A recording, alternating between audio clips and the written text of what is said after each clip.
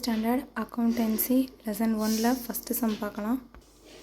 இதில் வந்து from the following particulars ascertain the profit or லாஸ்ன்னு கேட்டிருக்காங்க. இது வந்து நம்ம statement of profit or loss அதான் நம்ம வந்து இப்போ கண்டுபிடிக்க போகிறோம்.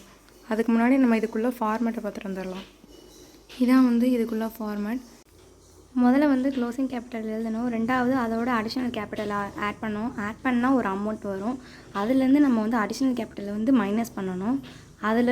அதில் வந்து நம்ம மைனஸ் பண்ணி வர்ற அமௌண்ட்டை வந்து அட்ஜஸ்டட் க்ளோசிங் கேபிட்டல் அதோட ஓப்பனிங் கேபிட்டல் கொடுத்துருப்பாங்க. அதை நம்ம வந்து மைனஸ் பண்ணோம்னா நமக்கு வந்து ப்ராஃபிட்டாக லாஸா அப்படின்றது கண்டுபிடிச்சிருவோம்.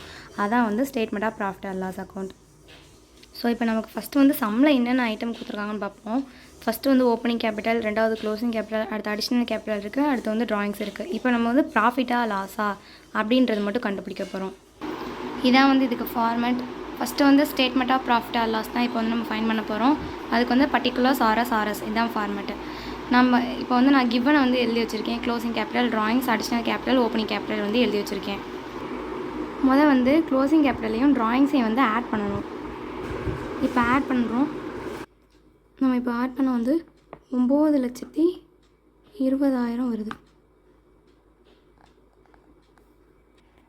9 லட்சத்துலேருந்து 1,20,000 சப்ராக்ட் பண்ணோம்னா நமக்கு வந்து 8 லட்சம் வந்து கிடைக்குது.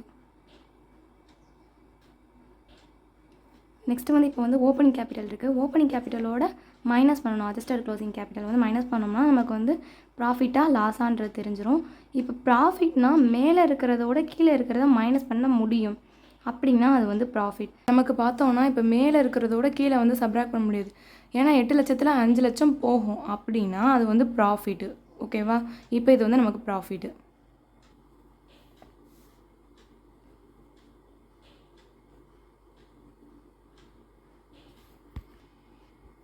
இப்போ 8 லட்சத்தில் 5 லட்சம் போச்சுன்னா 3 லட்சம்.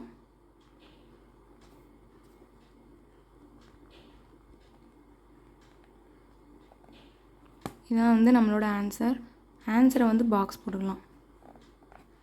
ஓகேவா? தேங்க்யூ.